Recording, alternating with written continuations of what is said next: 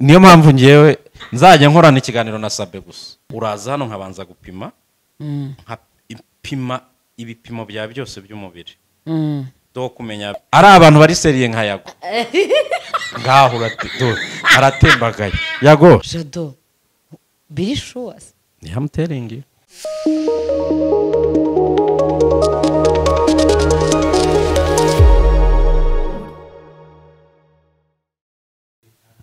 Hello ladies and gentlemen, ndabashuje aho muherere hose mu ntara enye z'igihugu ndetse n'umujyi wa Kigali. Tutibagiye abantu mudukurikirana muri hanze y'u Rwanda. Bagira ko bakunda cyane kandi bahoza ku mutima. Biutsa ngo tell your brothers, your sisters, boyfriend and girlfriend, fathers and mothers, family and friends. Sinzi umuntu wanamye ngo nongereho ngo bashoga daddies and sugar mummies.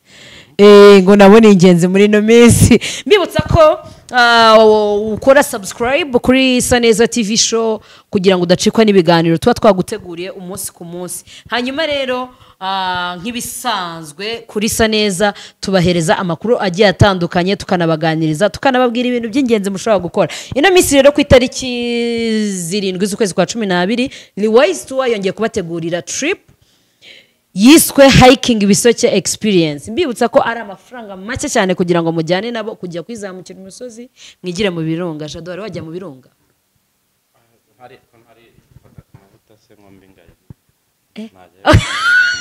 kisako nako kari ingete. Okay, na amafaranga ku munyarwanda uri single ni 50,000. Umunyarwanda ubwo ni couple ni 90,000. Umuntu wo muri East Africa na amadolari 100, international na amadolari 150. Nawe watambuka rwose gake gitore ugatuhamagara 078669 62 cyangwa ukandikira 0788539585 cyangwa ukaba following kuri Instagram ni Liwise Tour. Ubundi ayo mafaranga twababwiye akubiyemo ibintu byose. Wowe icyo ukora payment, ubundi wowe ukaboneka gusa byonyine ukajya kwitemberera visit Rwanda ugasura u Rwanda ahantu. Urabizi neza ko Liwise itegura ibi amatrip ahantu hagiye hatandukanye.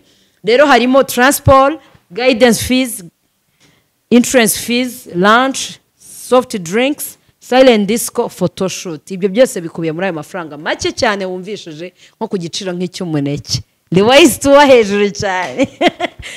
Jado karibu kuri Saneza TV show. Ngo se barabizi ukuntu ubuseka neza hano kuri inyuma ya kamera cyangwa murabizira ukuntu uyu mukobwa hano ari igitangaza. Ariko se murakoze ariko abantu museka neza mwazatubwiye ibyo bintu ukuntu mugenzoye. Jado useka nabi se bizi ubwo bantu nawe useka neza.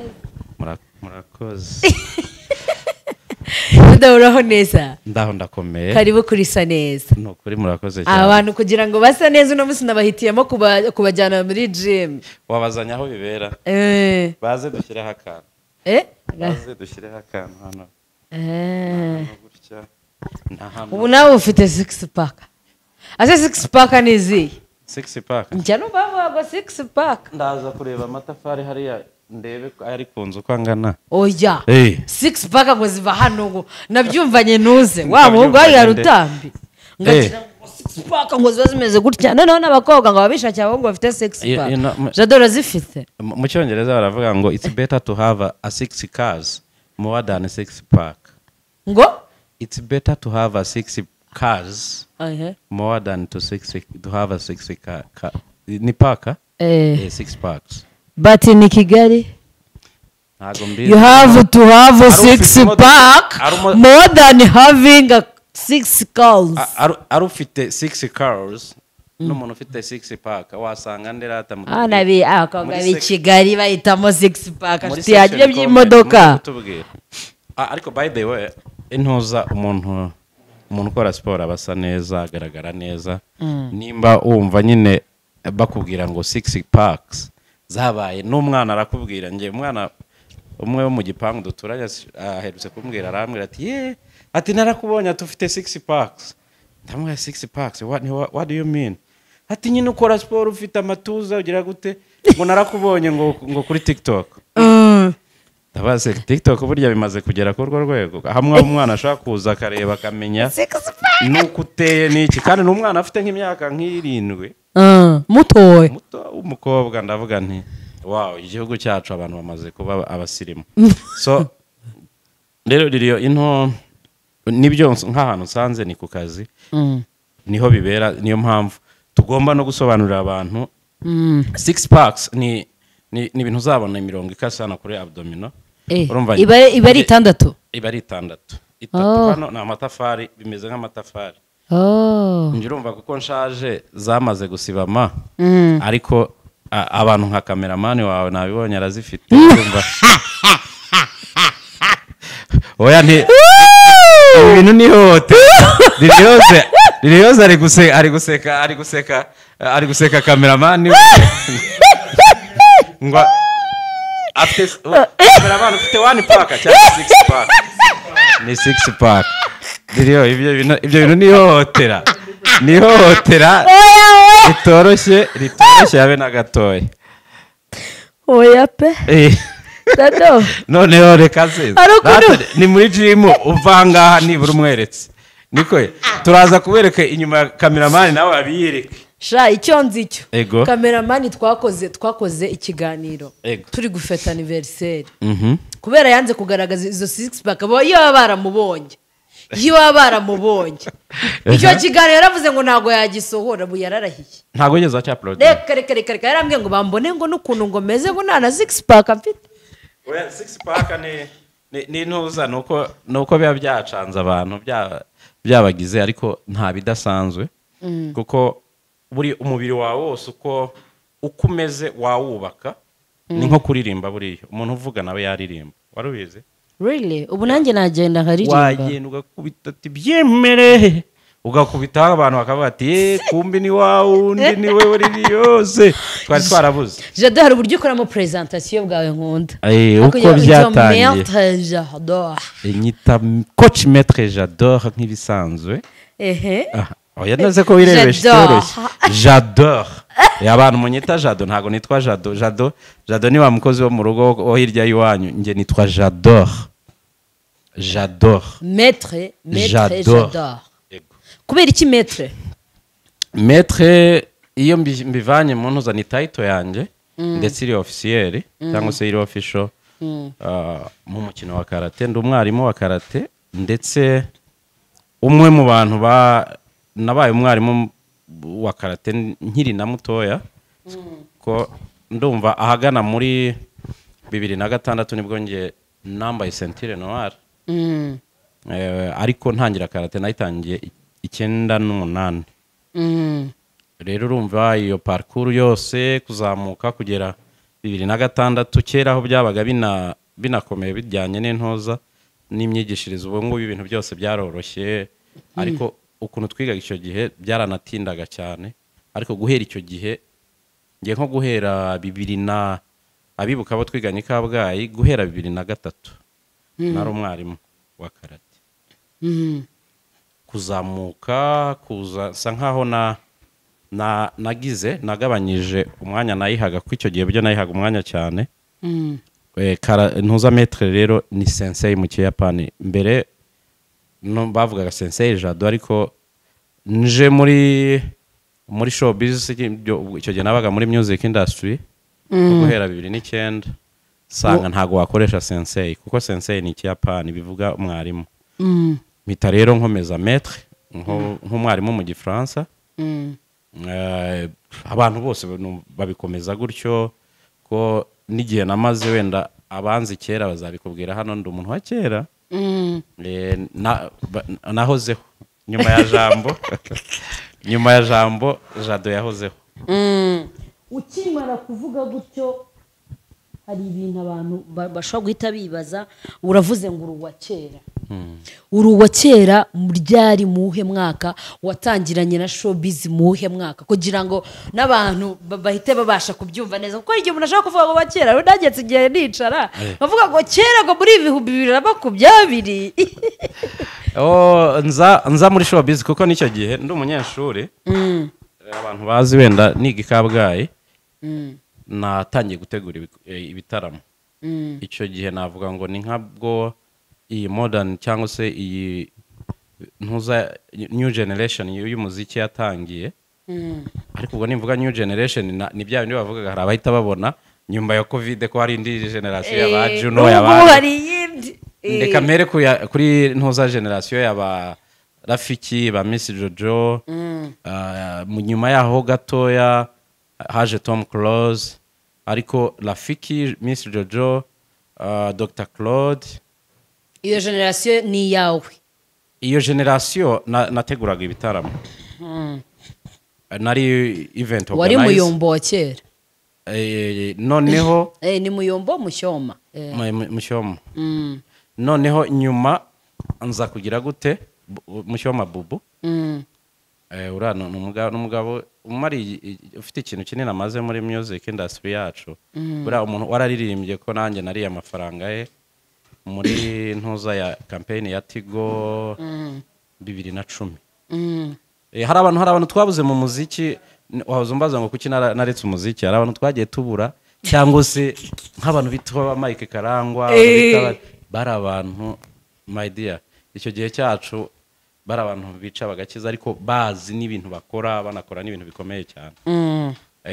umuntu wenda navuga wabaga usupporting abahanzi cyangwa se wanabafashaga nuba ariko nawe ubona ko yagize n'umushuti wanjye ubona ko yabaye nkugabanya ni Muyoboke Alex Muyoboke ndakamusuhuza nawe nimba naza kureba YouTube naza kureba iki kiganiro yaze kujya kuri Nisa Neza TV Saneza TV show tugomba gusa neza ariko babimenye n'abantu badukurikira hari indi banga ibyo bintu byose mvuga byo mu myaka ubwo nabacanze kwa benshi banzi vuba hahandi dutwikira tukuzi muri gym ariko narehoze ndeba indirimbo zawe Jado urakibuka kuririmba ngo duciremo gakeya uduhe nk'akapera ku ndirimbo zawe za kera ariko intoza kuririmba ni impano kandi impano ni nk'indwara ntago kugira ngo uhore uyirata rero kugira ngo yikire twumvisheho gake ngo byemere disi byemere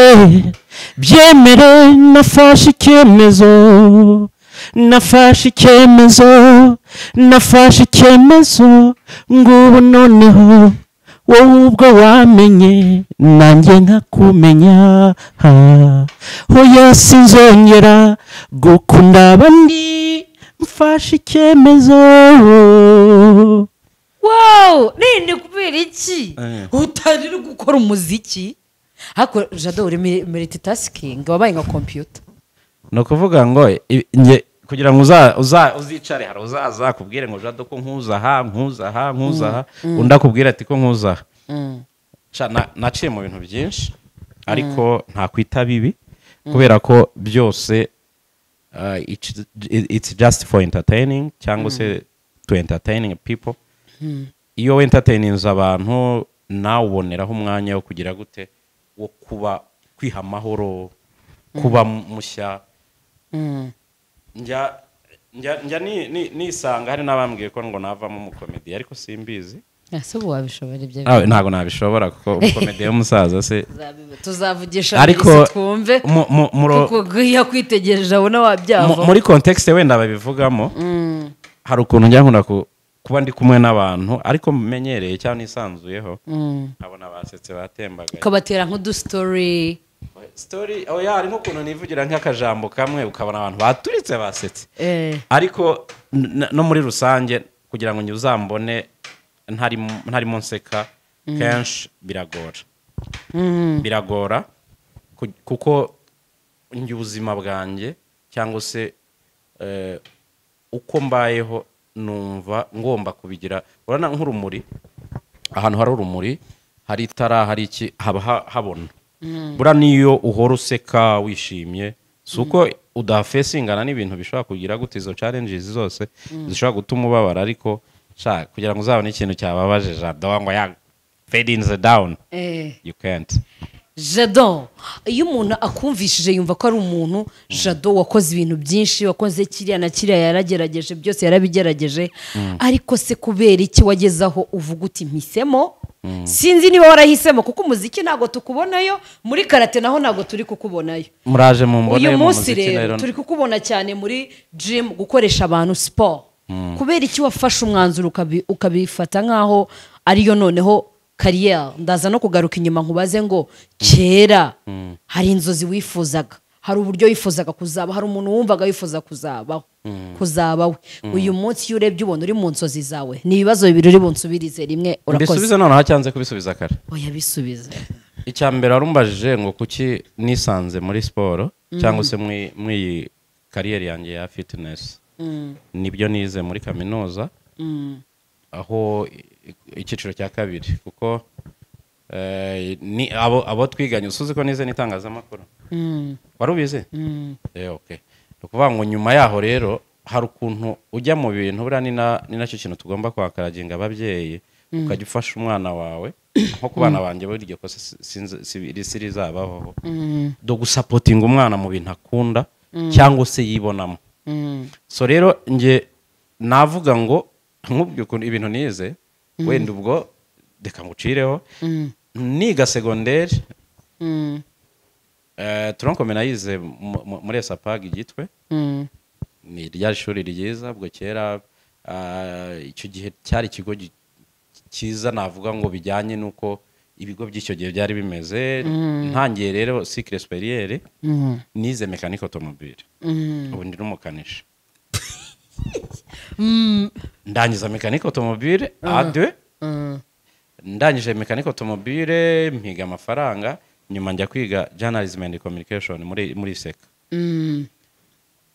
ndayiga ngiye mu mwaka wa gatatu mbona icyo gihe nibwo hari hatangiye inkubiri y'amaradiyo ari prive mbona wapi kuzajya ngo nicare impamvu ikintu cyandekuraje nta kindi nagiye nganira n'abanyamakuru bari bariho ba Kenisi bari bagikora kuri za City Radio twahuriraga mu bitaramo buri Kenisi nawe yabayeho umuhanzi niwe mu bihe byanjye nkahura nabo bitaga bari Park abaye MC Murenzi buriya ka MC Liliose umuntu abyumvise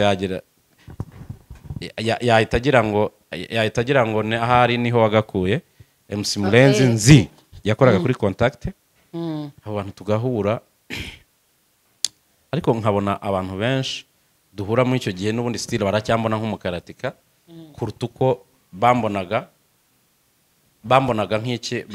nk'umuhanzi ariko icyo gihe nibwo nari nkibitangira nyuma rero aho nakoreye indirimbo icyemezo byaragize ntangira gutrendinga bikomeye ariko nkomeza style n'ubundi cya kintu nakubwiye cyo gutegura amakonseri icyo gihe ba Tom Close nibwo bari bakitangira yiga i Butare namuyoboke niho twamenyaniye buriya aherutse kubinyibutsa arambwira ngo nibuka ko konseri ya Tom Close ya mbere ni wowe twadirinze ahantu bita Muhanga umuntu ntiyahita yibaza ngo nawe wigeze ubaho manager w'abahanzi kuko urumva niba waravuganaga n'umuntu uyu munsi tuzi ko ari manager w'abahanzi byanze bikunze nawe ushobora kuba ugategura noneho n'ibitaramo ntabwo waba warigeze guca mu bihe byo kumaba wamanaginga w'abahanzi narabikozeho kuri Jay Paul asa nkaho ari kuva muri Tuff Gang ariko icyo gihe ko yari ibiganiro nari nagiranye nabo Tuff Gang yasaga nkaho iri gusenyuka ndabikora ni byinshi harimo n'abandi na managers ubu hano ntaza ngo mbivuge ko sinkunda ngo nari umugabo baravuga ngo ntihabwe intebe ariko na managers bamwe mu bahanzi kandi bakomeye ariko unfortunately abantu benshi b'icyo gihe twagiye tuva mu muziki ko ningwa nk'urugero se Urban Boys ugira ngo uyu munsi umwana uza akareba abahanzi barimo bazamuka ntago yamenya ko Urban Boys yigeze kubaho crew cyangwa se group ikomeye cyane y'umuziki hano cyangwa ngamenye KGB ngamenye ntuze za Just Family boss icyo gihe baretse ndaza kukwereka inyuma ya kamera nkwereke nk'amafoto y'aba bantu bose icyo gihe turi mu muziki buri muntu hava kure so rero umuziki nawubayemo kandi nkubamo nkugiramo ibihe byiza ariko bijyanye n'ikintu njye ntago njya nkunda gukorera ku gusa nk'uhangana ariko bitari positive. Music yacu rero even n'uyu munsi irimo ikintu kihangana ariko ubona ritari positive, bitandukanye n'ibya mbere. oya kera aho byabaga binakaze, mutagira ngo ibi bintu uri kubona birimo by'amatiku by'uburozi by'ibiki, twe twabibagamo biri ntuza bigaragarira amaso. Ubu ngubu harimo turyari, harimo trick nyinshi nyine, urumva abantu baje mudukata n'utuntu tw'ubwenge twinshi, ariko igihe cyacu byabaga biri pure, ari ibintu ubona ukabona ugahita ushishira. So rero nk'umuntu w'umukristo urumva nge kuva ndi umwana asengera mu idini ry'Abadivantisite, hari ukuntu uhita ubona ibintu ukabona n'umwanda. Rero kugira ngo naho waba umpa amafaranga ariko nge ukansiga ibyondo ukansiga iki, nkunda gucya ngewe, murabizi namwe mubivuge hano, kugira ngo uzabone Jado udaseka udakeye utambaye neza biragoye. So rero navuga ngo guhera icyo gihe nakoze nkora mu muziki nk'ahagana muri 2013-14, nafashe decision ndareba nka bya bindi bavugaga, navuga ngo ariko inzozi zanjye ni izihe. Nsanga karate nayigizemo palmarès cyangwa se nayigizemo succès wenda ziri ku rwego, ababizi icyo gihe wenda barabikubwira hano. Icyo gihe wari waramaze kuva muri karate ufite n'uze. Nari ntikinangira club mu majyepfo, ari nanjye uhagarariyeho federation ya karate. Noneho mu bigo by'amashuri abantu benshi baranze, abantu benshi bo mu gice cy'amajyepfo za Karongi za hehe hose bikiri icyo gihe byari bikiri mu maperefecture bitaraba intara. Ko nashinzwe ntuza ya komite ya ntuza yo kugraduatinga ku abantu bambaraga amantuza ceinture mu bigo by'amashuri muri ntuza isanzwe. Icyo gihe na karate yari iryoshye by the way, kuko wasangaga mu mashuri ikomeye, ibigo by'amashuri bisohoka haba interscolaire za karate, noneho still ari nge ubikuriye. Nyuma rero naho hasa nk'ahantu hajemo ikintu cy'amatiku muri federation. Za kwicara rero ndeba kuyoboka uyu nawe aravuga ibi, uyu aravuga ibi, za kusanga still nge ntago njya nkunda ibintu bita blood affair, do ikintu cya fighting z'amagambo ziki, ukunda ibintu by'ibibazo kwanza. Nundeba ubu mbikubwiye nonaha, wowe uzicara urebe kugira nzi ko nzabaho imyaka myinshi, nge mfite kuzabaho imyaka 150. niyo purpose yanjye. Ugeze kuri ngahe? Baraza kutubwira. So nge rero nza kureba ibintu by'ibibazo. Ugeze mu cya kabiri satirist. Ndi hafi ndabura imyaka 3 ngo mfete yubire. Ubwo abazi yubire imyaka iheraho, ariko ntujye kubivuga bo barabitubwira. Ndabura imyaka 3 to be honestly ngo mfete yubire yanjye. Ubwo rero Jado biri sure. I'm telling you. Ibiri itatu. Imyaka 3. Ese ko umuntu abona ukiri umusore w'imyaka nka 28. None se ubundi nareka gute kuba umuntu muto? Kunge nibanira n'abantu bato, nibanira n'abakobwa beza bashaka gukora nyashi, nkibanira n'abamama beza bashaka kuba beza, nkibanira n'abantu bahora basmilinga. Ubwo se wambwira ngo nzabura gute kugira? Cyambana n'utufite twawe kuri TikTok mwumira. Oya ntabwo ari sawa kuri TikTok. Oya ntabwo nari sawa. Abashu banjye, abafana banjye baho hantu bakunda uko byatangiye, banyita coach Maître Jador nk'ibisanzwe, ndabasuhuje. Ari utuntu ukunda kuvuga tw'abasore, komeza. So rero icyo gihe navuga ngo naje kureba mbona mvuye mu muziki biri gucika, biri kugira gute, harimo amarozi, harimo ibintu guma nibwo ari gitangira. Harimo uburozi, hari ahantu bajyaga bahora bajya ni kinyinyara ibintu nk'ibyo ahantu ngo haba abapfumu babiki nkabyumva haba, ariko se aho abantu barananiwe, ibi bintu bizabamarira iki? By the way, abantu bose bajyaga mu ibyo bintu n'ubundi bawuvuye mu muziki. atiriste n'ubundi byarangiye bawuvuyemo umuziki niyo duhuye mba mbona ibintu ibirenge byaratanze ubuzima bwabo buba bwaranze ntabyo mvuze rata Uwiteka abagenderere kuva mu byaha niko kujijuka bavuze ngo n'ubundi abaroze kugira ngo batere imbere n'ubundi basubiye inyuma nta ntuzi nta n'ababyumva cyangwa n'ababikora njya mbona no muri siporo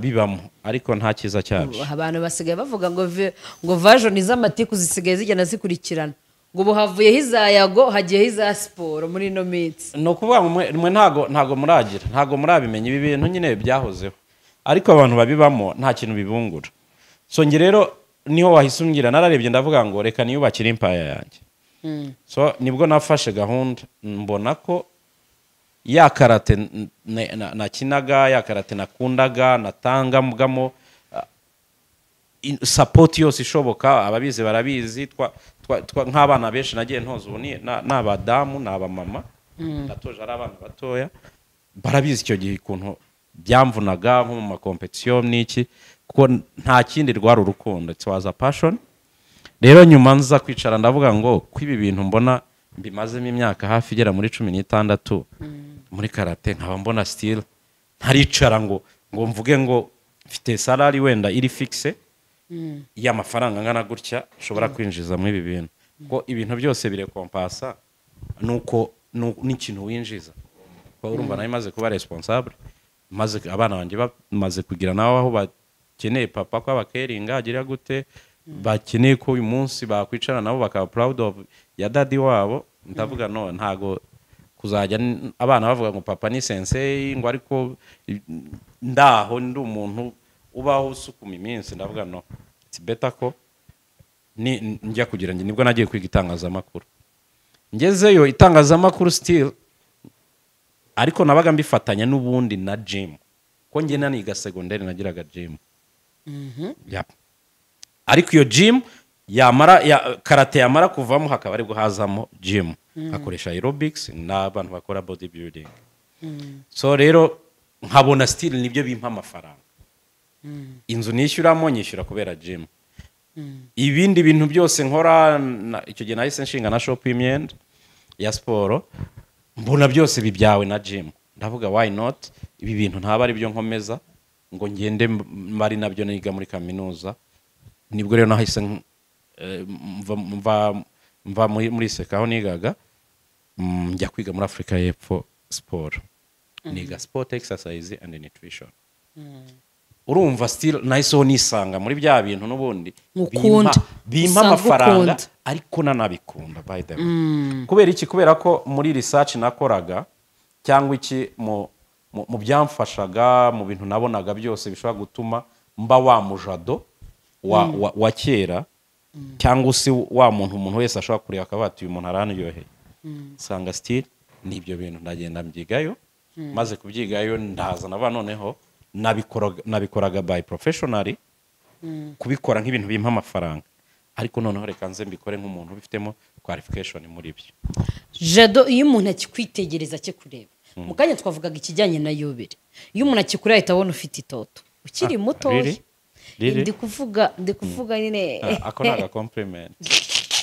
wow subwo mwambwiye ko ndi mutoya namusha ukuntu ibintu binyubakasha iyo umuntu akurebye ababona ufite itoto pe nyine uri muto mu maso akakureba rwose ku buryo ufite face k'ababebe nimbivuga ntiyagira umuntu ubifata ukuntu bitari ariko nyine ufite isura y'abantu bato nta muntu wamenya ko ufite iyo Yubire cyangwa uteganya kuyifeta mu minsi iri imbere abantu bahita bibaza kuki Jado ari muto kubera ko nk'urugero hari igihe ureba nk'umuntu w'umusore ufite akabako yabirererwe katavuga arenda gufeta Yubire muri ino minsi iri imbere kandi akiri umusore binatera rimwe na rimwe n'abantu ipfunwe ugasanga umufite wenda ari boyfriend wawe cyangwa ari umugabo wawe ariko ugasanga rwose arashaje ku buryo bugaragarira amaso wowe kugira ngo ukipinga ku skin smooth skin k'abantu batoya ubikora gute ubigenza gute no kuvuga ngo hari ibintu bibiri umuntu asa n'ukwarya sorry waye nka muntu ngo njya neza umuntu uko usa buriya ni nakurya ni ukuvuga ngo abandi barya nabi kugira ngo basaze vuba. hari ibintu rero uyu munsi ubwo tugiye mu bintu biri ntuza navuga ngo biri scientific cyangwa se bijyanye n'ubundi style na ya ntuza yanjye na kariya yanjye. Ibyo twita kurya neza kenshi ntago twebwe nko muri field yacu ya fitness cyangwa se ya beauty and health ntago ari byo biba bihari. No kuvuga ngo uyu munsi n'abajya wenda bagira nk'abantu bazi kwikunda no kwiyitaho, kuko by the way niyo ntuza yanjye nkoresha n'abantu bose dukorana siporo nakubwira ngo uje kwikunda no kwiyitaho. Iyo wikunda rero ukaniyitaho uhora style usa nka Jado, usa nka Liliose, usa nkande nyine usa nk'abantu uvuga ngo mutoye. Kuko umwana uzarebe niyo mu rugo mu kibyara umwana wenda ko bari hano bafite imiryango, umwana arya ibiryo biri special. Hago muri nkono ya abantu mufite abana b'impinja ugasanga urimo urabakubita imvange z'ibirayi, urabakubita inyama z'ibinono n'isombe n'ibiki. It is not good. Umwana nyine agira uburyo cye ategurirwa ibyo kurya bye bitewe n'ikiciro arimo. Rero ari naho bavuga ngo atugira quote muri ntuza muri sport ivuga ngo kumanywa jyurya nk'umukire ninjoro urye nk'umukene. Kumanywa urye nk'umukire ninjoro urye nk'umukene. Umukire arya gute, umukene arya gute? Kuba ngo umukire arya byose kuko aba bifitiye ubushobozi. Umukene ariyima si ukwiyima ahubwo arya ubushobozi bwe by'ubushobozi bwe nyine n'imboga, ntago ari byose, n'imboga zitogosheje ibituntu nk'utwo ibijumba nyine biraho. Ariko biriya biryo tunathrowing back muri ntuza yacu where we came from. Ubasangaga ababyeyi bacu bagera ku myaka 60 70 ingahe kwa basogokuru kwa bande bagikomeye. Means ibintu baryaga byabaga biri quality, byabaga biri health. Uyu munsi aho amajyambere yaje urya ifiriti, reka ngoye nk'urugero muri restaurant zo mu Rwanda kuko niho turi, ni bihe biryo uhasanga? Reka ngufashe ni melange ibiryo macaroni ibiryo uhasanga bijyana n'ibyo abantu bakunze kurya. No bijyana n'ibyo twe twishyizemo, kubera ko niko nyine baratwempoza do barakwempozinga nyine ukaza ukarya bya bindi.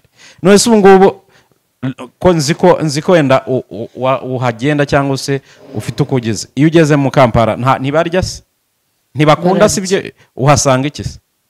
Amatoki, kawunga, biri natural, ibijumba, amateke, ibintu biri tradition food, African food. Ubundi African food nyine ni ibiryo bitogoshe. Kugira ngo uzabone ifiriti muri Uganda niyo yatse bahita bakubwira ngo uri umunyarwanda.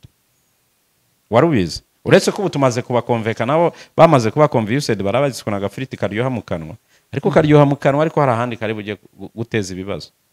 So no kuvuga ngo rero ntabajyana kure nk'umuntu wize nutrition nkaba nana guiding abantu benshi do iyo guidance yo kuri sport n'imirire nibyo bitanga iyi reflection yo kuvuga ngo ya baby face kwa kureba ukabona inda yanjye yagakwibuka ugira hera hirya kubera iki natunze udufaranga kera, kandi ubundi igihe cyacu cyangwa se cy'iyo myaka y'intuzi ikintu cyakubwiraga ko wabonye amafaranga nuko bagufite ikitambi mu Kirundi bakita nyakubahwa mu Kinyarwanda.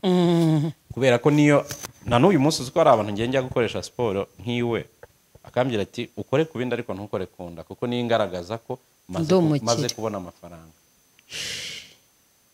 Ariko ugahita usanga uwo muntu ufite iyo myumvire nyine uri bumutware umuzane muri yasi ya none yo kuvuga ngo iyo nda ni uburwayi ntago ari ubukire.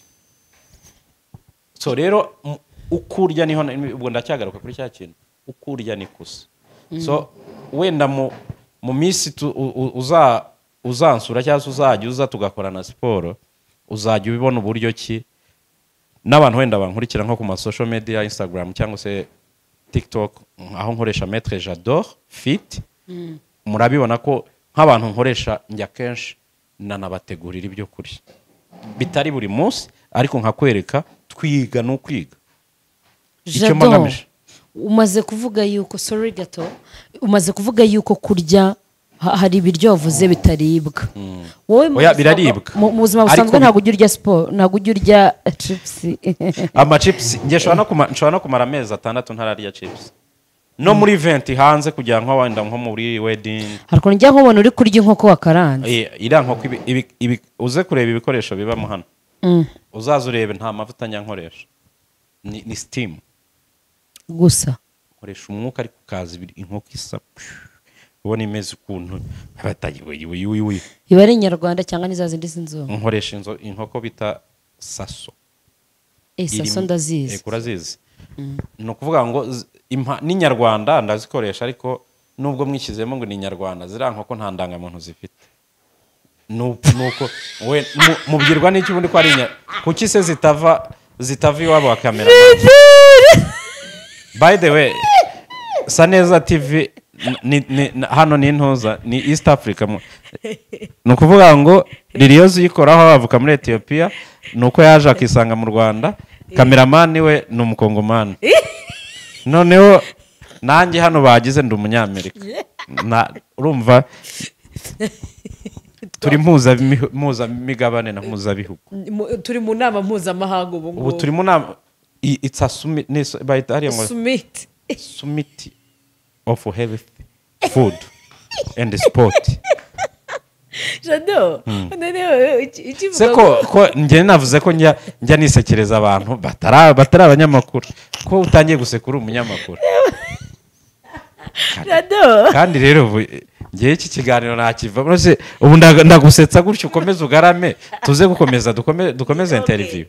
Okay reka dukomeze bamo seriyezemo gake kandi mundebere ibi bintu ubundi ntago nari mbimenyere nzi ko abantu b'abanyamakuru abantu b'aba YouTubers ari abantu bari seriye nka Yago ngaho aratembagaye Yago ogambaki musaya ogambaki abanyamakuru n'abantu bari seriye ngande niyo mpamvu ngiyewe nzajya nkorana ikiganiro na Sabe gusa kuko nibo bantu batajya bagira amafuti nk'aya.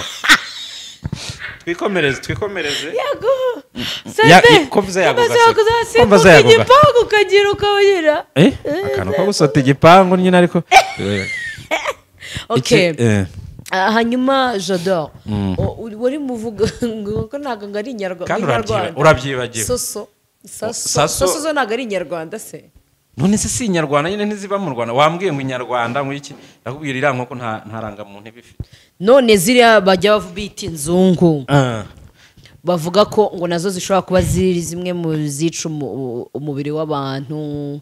Nabikubwiye reka wenda ntagaruka kugushira mu ijambo nibyo bya bindi nakubwiye ngo ikintu cyose gisa n'ibyo kirya ziriya nkoko zitwa inzungu bitewe na ingredient cyangwa se bitewe n'ibintu zikonsuming.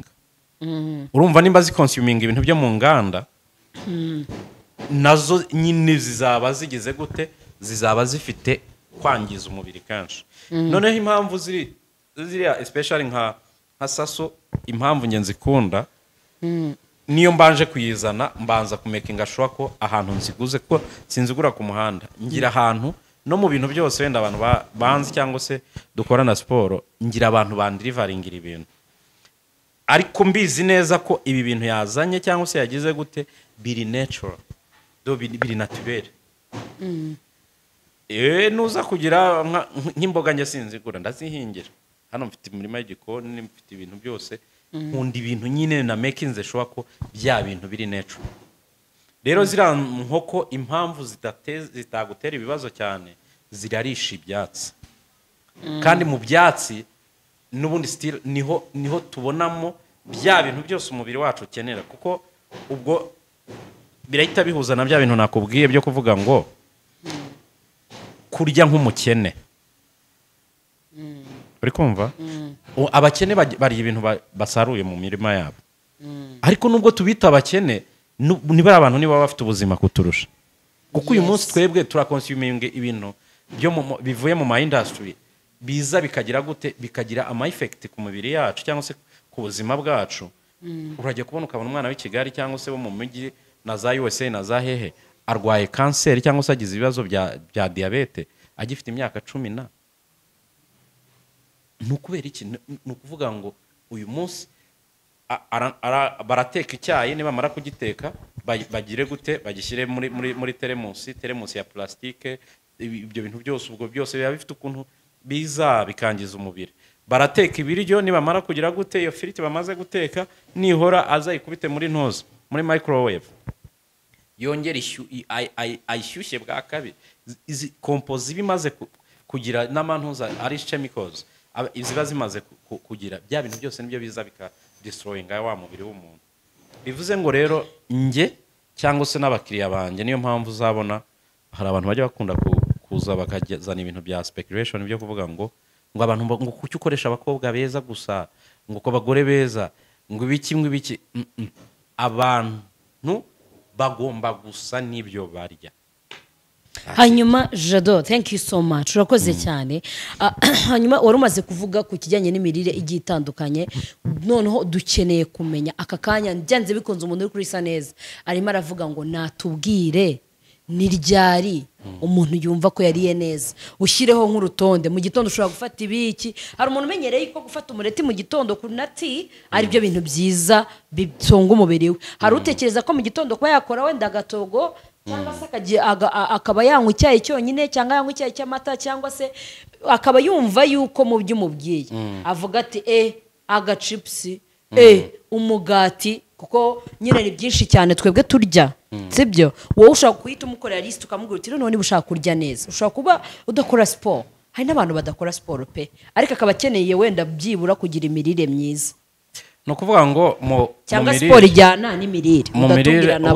Ubutaha uzaza reka ngusabe uzaze dukora ikiganiro noneho kiri technical cy'ukuntu nakira abakiriya mbanza kugupima ngira hano wenda ayo makuru ubwo tuzayereka ba Saneza TV. Uraza hano nkabanza gupima nkapima ibipimo bya byose by'umubiri do kumenya body mass index yawe ibyo bita BMI, tugapima weight, tugapima height, tugapima axillary fat, tugapima ni byinshi umubiri wawe ugira, tugapima amazi umubiri wawe ufite, tugapima protein fat. Ibyo bintu rero byose iyo maze kubona ibyo bipimo byawe by'uko uhagaze, akenshi usanga abantu benshi bari muri obesity. Iyo obesity iyo uyirimo rero nta kindi mba ngomba kukurekomanda nutrition yawe, ukuntu meal plan yawe igomba kuba Monday up to Sunday.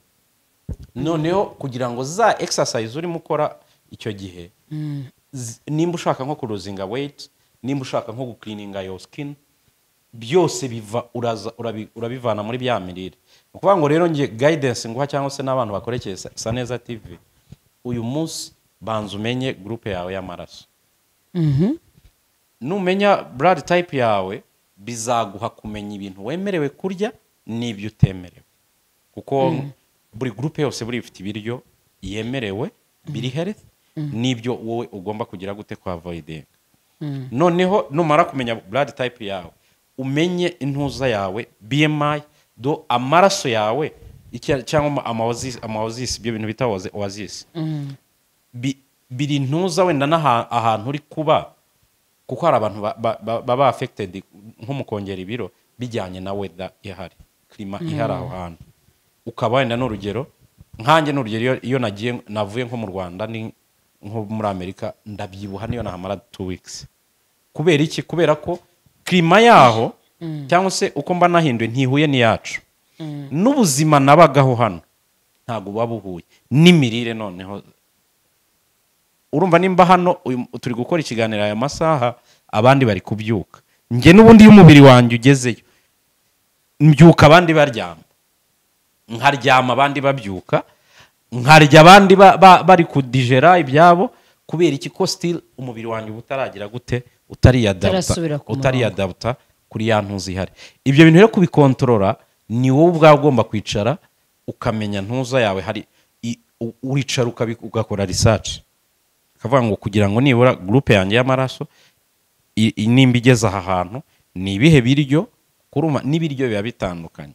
hariya birira amahambaga birira amapiza birira ibiki mu gihe hano ngewe ikijumba ibana ntikijya kibura mu nkono hano igitoki gitogosheje hari igitoki ubwo wari uzi ko uzajyayo ukabona igitoki ndagukomeje komera murakoze ni ukuvuga ngo hariya wageze nta bitoki bihaba hari ibirayi n'ibingwa abantu ba USA bari USA mperuka Boston muri Europe se Europe ni ukuvuga ngo aho ngaho nujyayo ibi biryo byo muri Afurika uzajya ubibona wabigendeye uzajya ubibona ari uko byaguhenze kuko nyine uzabituma hano muri Afurika ukarya igitoki cyazanye na Rwanda iminsi ngahe uri nka wenda uri nko mu Buholande ukarya intuza uretse n'abantu bari Europe no muri nko muri zino Southern countries bari za Mozambique by the way Bunoit tudo bem abantu ba Mozambique estou bem Tundi turi zindimi zitandukanye eu conheço português okay kitambo oya shaburetse okay no kuvuga ngo rero abantu bari South Africa abantu bari Botswana dumera rikai muraherena abantu bari South unjani wafetu unjani abo bari he abari he abo bari dumera rikai ni bari Botswana mu Gitswana baravuga mu gusuzanya ni dumera rikai nko kuvuga mumeze mute abari Germany abari Germany nabashuhuje mwese abana muri Germany ndagereje kuvuga mvuga ikidage oya ntago ikidage cyo ntago nkeza ariko nari inkizi narakibagiwe afite umushi nayo ifite umushuti oya nanze kukivuga rata nanze kukivuga iyo ari nimugoroba nge ntago mvuga ikidage enka yanje ntago so rero ntuza mu bihugu byinshi nkaho narahabaye Mozambique South Africa Botswana Zimbabwe naho ni nk'ibyo bya bindi twavuze kuvuga ngo iyo ugezeyo ibiryo uhasanga biba bitandukanye n'ibyo turya hano still barya bya biryo n'ubundi byo mu nganda by'iki ariko bitavuze ngo wabyitayeho nka Pretoria reka ndabwo bibabwire nk'abantu bashaka kurya inkoko za zindi nakubwira ngo zifite irangamuntu ubwo sinzi nimba ari in South Africa ariko naho igitangaje ari byo nkubwira nazo zita inyarwanda kandi inkoko ziva ahantu bita social nguven nazo bazita inyarwanda ngo mvuye kugura agakoko k'akanyarwanda kandi uri South Africa nibyo nakubwiye ngo ubwo ari muri Amerika yavuga ko nabwo avuye kugura agakoko k'akanyarwanda ngo ni inyarwanda no kuvuga ngo ni inkoko nk'ahantu bita abantu bazi intoza bazi ba Pretoria cyangwa se Joburg ahantu muzabaza hano bita social nguven muri abavenda baho bagira inkoko zitestinga nk'uko inkoko nyine yino ya gishenzi abatanzania bo baravuga ni kuko ya kishenzi nizi nkoko nyine zitora ibyatsi zigira gute aho wayishaka hose wayibona nkeka ko n'abantu bari USA wayibona ahubwo nuko kubera ko abantu baba badafite time urumva no kurwana n'amashift kuva mu shift ujya mu kuryama isaha imwe ebyiri ubundi ujya abana ku ishuri n'iki ubwo buzima rero butuma utiyitaho ariyo mpamvu nakangurira abantu b'abanyarwanda no kuri muse neza gusa neza si amafaranga gusa neza ahubwo ni ubushake ni volonté yawe yo kuvuga ngo uyu munsi birenze ahangaha aze kubashyiriraho nimero nabinyemerera aze gupininga namba yanjye uzaze nkugire inama mu bintu by'imirire wamaze kumenya groupe yawe uze hano ngo upime ibipimo ni check up nibyo abantu bajya nka Zarwa Faisal Kanombe hano ibyo ngupima ni nabyo bo bagupima akabazo k'amatsiko Jado karame wavuze umuntu ashobora kubaho mu buzima adakora siporo arya neza ariko ubuzima bwawe bukaba bumeze neza siporo buriya ni uko mwe mubyita siporo ntabwo ari ukuvuga ngo waje wagiye muri gym ushobora gukora walking ukagenda ushobora kwicara ukadesinga at your home siporo ni mindset naguze n'umugozi none nibajya aho nawushyize murakoze urandakaje abantu sibwo bwa mbere mumbonye ndakariye ririyozo nawushyize hera ni ukuvuga ngo siporo ni mindset ushobora no kwicara wowe ubwawe iwawe ukajya ufata icupa ry'amazi ukarizamura rimwe kabiri urabikora inshuro 10 icyuya kiraza ni ukuvuga ngo siporo nyine ni iki se ibintu dukora n'ubundi bya buri munsi iyi daily work yacu iba ari siporo kuko nuza sport activities ariko iby'ingenzi nyine buri kintu cyose gifite aho cyagenewe ngwino muri gym nkwiteho twubake nyanshi dukora amatuza ubundi ibintu bigende neza nese Jado umuntu uba mu rusengero akaba aba muri worship team ese ko mvuze nyashi I'm sorry ko mvuze nyashi kansoze mvuze nyashi cameraman arakureba kansoze ndangije mbona urarakaye no reka nsoze ikibazo cyanjye ni ukuvuga ngo umuntu uba mu rusengero ukunda kujya gusenga noneho nk'abantu nyine dukunda kujya gusenga wenda nka 3 mu cyumweru tugasirimba buriya ntituba twakoze siporo byiza cyane ni ukuvuga ngo rero umuntu udashobora kujya muri gym najya mu rusengero najye mu rusengero hari usirimbe ujye ubundi ucungana n'uko bakubisemo za ndirimbo z'abantu bo mu misozi miremire no mu misozi miremire namwe nabasuhuje ubu ni ukuvuga umuntu usirimba mu rusengero yagira nyashi oya nyashi ibyo biba bije muri ntoza muri shaping siporo ni nk'ibyo nakubwira ngo nyine biri technical ubutaha uzaze dutangire ikiganiro noneho tuvuga mu buryo buri technique mu bintu bijyanye na fitness nkupime ubibone muri telefone yawe by the way ngira application ndayishyura buri mezi 3 amadolari $393 ipima ikora iyo check up uyu munsi ushaka kugira iki byaroroshye aya masaha ari ntuza urayakoresha agapima uko umutima wawe do hypertension yawe nimba ihari ugapima amaglycemie diabetique yawe nimba hari ibyo bintu byose uyu munsi byaragize ariko ngwino hano mbigufashemo ubundi nkwereke ngo uvuye gusirimba n'urugero urasirimbye inyota iraje umwe fanta wabyishe Jado utakaje karori 75 winjije karori 300 noneho Jado akabazo ndagucanze kuva wabe abantu calories nyine ni bya bindi bituma amantuze iyongera ibinure biba byinshi sibyo hanyuma nandi bombaza bishobora kuba hari umuntu uri hariya mu buzima bwe wenda adakora siporo cyangwa ava mu kazi ananiwe atabona umwanya ariko hari ibintu wamubwira agakora kuva mu gitondo wenda umunsi we wose akaba agerageza gukoramo byibura ka siporo kamwe k'ingenzi abyutse mu gitondo yakora iki yarya iki mu gihe agiye ku kazi kuko urumva nibyo nari ndimo nkubaza gatoya tumenye ngo uyu muntu mu gitondo breakfast ye byibura kugira ngo ubuzima bwe bunagende neza mu gihe akora ku gasiporo gato bibe bimeze neza no kuvuga ngo icyambere egera umuntu umu expert mu icyo kintu do nkeka ko n'abantu wenda bazajya nuko n'abanyarwanda iyo umuntu yamenye ikintu cyiza kugisharinga mugenzi we biba bimeze nko kuvuna ferabeto biba bigoye nkabyo ariko nk'abantu si ukubeshya nk'abantu nibura iyo waje tukamara n'icyumweru I'm telling you mba ndishoba ko hari ibintu hava wize kandi ushobora no kwigisha abandi unashobora kugenda ukadoptinga muri ntuza yawe mu muryango yawe mu kintu kijyanye no kuvuga ngo iyo siporo ibyumbajije nyine wakora iki warya gute ibyo noneho waryama ryari harimo ababizi nk'abantu bakora research bakamenya ibyo bintu byose ariko nibura egera wa mu expert nimba ari field yanjye cyangwa se ariyo ntuza yanjye uyu munsi domaine yanjye ngwino wegere umbaza uti ni gute ibiro byanjye biri kwiyongera muri iyi minsi ndi kuryama nkabyuka buryo mu mugongo ndya ibikanu bindya ese niki ibyo bintu byose umuntu aba afite remete cyangwa se aba afite ntuza zazo ushaka kuguha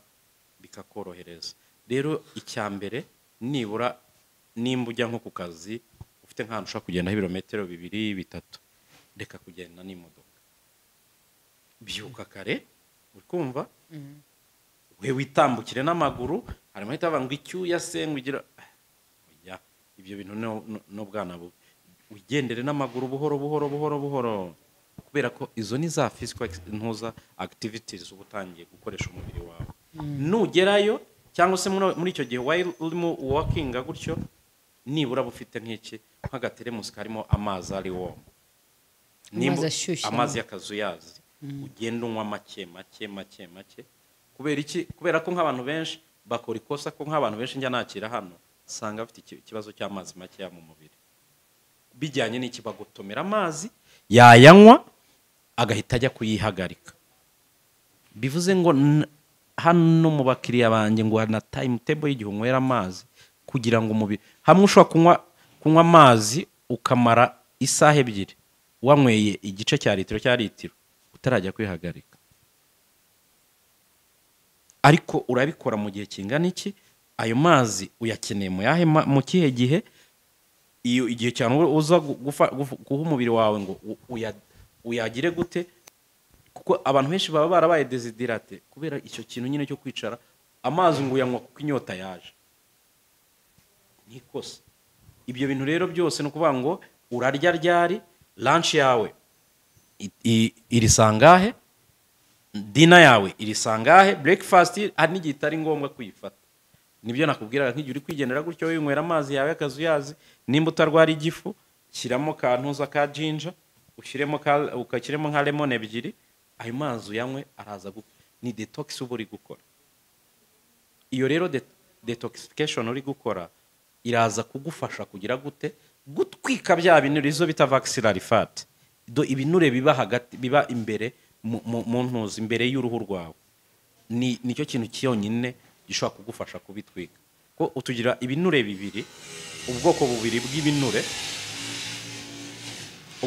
bw'ibinure tugira ibyo bita maxillary fat ibiba mu nyama, tukagira n'izo bita subcutaneous fat zibamo imbere y'intuza y'inyama zacu.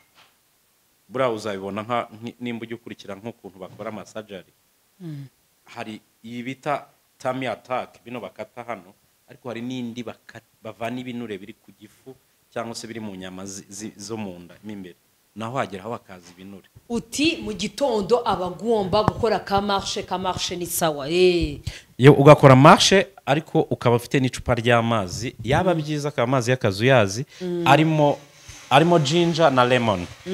So no kuvuga ngo ayo mazi arimo ginger na lemon icyagufasha no gukora detoxification mu mubiri wawe, no gutwika ibinure birimo indani. Noneho wowe za physical exercise zawe uri gukora, urasweatinga, urumva nka za cholesterol n'iki nabwo utwika bya binure noneho biri muri muscles zawe. Aho rero niho bigira gute? Niyo wasweatinze na nk'igihe ariyo mpamvu wenda ugomba kutagenda harehare kuko uratranspira ukabikora ubundi wagiye muri gym, niho hava kugira gute n'uruhu rwawe rugatangira gusa neza. Ibyo bintu rero byose nibyo bikora wa muntu cyangwa se nibyo bikora wa jado wavuze ngo ntasaza, ngo asa neza, ngo afite baby face. Nawe wabikora aho uri, ahubwo menya ngo ndarya gute, siporo yanjye ngomba gukora bijyanye n'imyaka cyangwa se wenda na condition de vie yawe, uko ubuzima bwawe buhagaze ni iyihe, ni wowe ugomba kumenya, kuko ntabwo abantu bose bemerewe siporo imwe. Niyo mpamvu wenda nuza ahangaha uzaza ukabona wenda kugukoresha ibitandukanye n'ibyuriya kuko ntago muhuje imyaka, nta nubwo muhuje body type, nta nubwo muhuje goals. Kuko wenda umwe arashaka nyash, undi arashaka kuruzinga weight, umwe arashaka kongera ibiro, undi arashaka just kuba healthy gusa. Abo bantu bose rero ugomba kugira gute? Iyo uri umutrainer ugomba kumenya uko batwara. Urakoze cyane Jado. Tumugusoza, hari bamwe mu batrainer dufite we agufata tungo mugakora gym mutanapimye. Ibyo bintu byo gupima nge nabibonye wawe n'ahandi hantu hamwe ntari bamamarize kuko ntago banyishyuye. Hanyuma ni nk'abantu babiri gusa maze kubona. Hanyuma bandi bakora siporo nyine biraho, nabyo nta kintu bitwaye.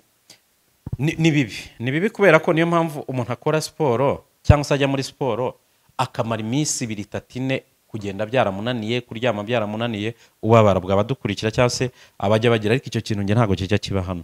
Nimbuje niyo mpamvu ngomba kubanza ibyo bipimo byose, kumenya uko ureshya, kumenya iki. Hari siporo wemerewe, hari n'izo utemerewe bitewe n'igihe wenda ubimaranye. No kuvuga ngo ibyo bintu rero byose ni mu buryo navuga ngo bwo kugira gukora siporo ifite intego. Kibazo cy'amatsiko, siporo zakica umuntu? Hoya, umuntu yakwicwa n'ibindi, ariko siporo zakwangiza umuntu, ahubwo kwangiza umubiri. No kuvuga ngo zishaka kuguhetamisha, ushaka kubona abantu babaye gutya za kutuma uba ntuza uba deforme, niko kwangiza mbuzi. Ushobora kurwara amagufwa cyangwa imitsi, ushobora kugira ibibazo by'amavi bitewe wenda nka siporo umuntu agukoresha ushobora kugira ibibazo ukajya ntuza muri joints zawe ukajya ubabara bitewe n'iki bitewe n'imyitozo ukora uko imeze niyo mpamvu uba ugomba kugira gute kumakinga sure ko uwo mutrainer yabyize cyangwa se wenda afitemo experience mwako kazi. Urakoze cyane Jado, abantu bashaka bifuza kuza muri fitness yo kwa Jado. Jado ni umuhanga muri ibi bintu akora. So guys, nabonye abakobwa benshi beza ariko byo byongeraho beza niyo mpamvu niyuzure utari na mwiza uba mwiza hano. Urakoze cyane. Turabashimiye rero. Saneza TV show MC Lilios munyaruke mudukurikirane kuri Instagram. Ufite Instagram Jado? Maître J'adore Fit, Maître byo mu Gifaransa MAITL na E J'adore. Okay, dusuzere mugene mu following Saneza TV show kuri Instagram. Kugira ngo mujye mubasha gukurikirana update n'utu short videos nabonye mudukunda bya hatari. Hanyuma rero Jado wakoze cyane ariko hari ikibazo numvaga ntasoza go. Ariko ntacyo nzakikubaza ubutaha. Ni nimero ari kunyaka aze kuyipininga nicyo kibazo yaragiye kumbaza nimero yanjye sinyivuga. Ari ikibazo ari ukuntu umuntu abona. Ciao. Reka tuzabibaho ubutaha. Ciao. Ndabakunda cyane. Mugira amahoro mwibuke gukora subscribe, share and comment. Kugira ngo mudacikwa n'ibiganiro tuba twabateguriye umunsi ku munsi. Ndabakunda cyane n'Imana nuko. Ciao. Imana ibarinde kandi roho nzima mu mubiri muzima. Urakoze cyane Jado.